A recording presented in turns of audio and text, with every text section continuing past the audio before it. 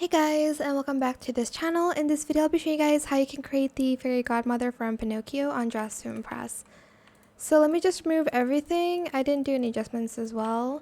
For the hair I just used this in back, no flowers, and I just colored it this blonde. I also added this wavy hair too. Then I am going to go here and I'm going to get this dress in type 4. Color it this color 90A5E3 for both. Okay, I guess I can't in glitter. And then I also use this, but if you don't have the I'm just going to use this actually. I was gonna say like I used another like sleeve option, but you can just use this one in just like a brighter color like this.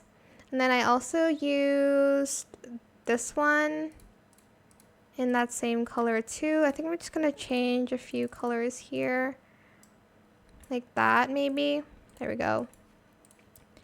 Then I'm just going to get this headband here. It's just in black.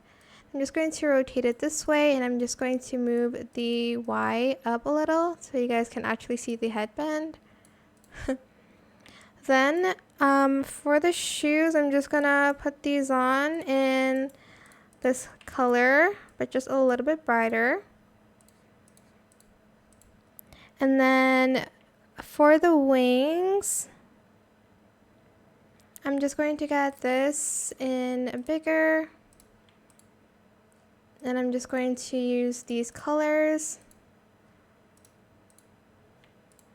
And then this too in bigger. I'm going to incorporate a pink color. Let's do this pink and then like do purple and then that blue. And that is it. That is Pinocchio's, I was going to say godmother on Dress to Impress. I hope it was helpful for you guys. Don't forget to like, comment, share, and also subscribe to this channel if you haven't done that already. If you have any more questions about this video, just leave it in the comment section down below. I'll try my best to answer them all for you guys. And if you found this video helpful, please click the thanks button as well. That is it. Thank you so much for watching. Bye!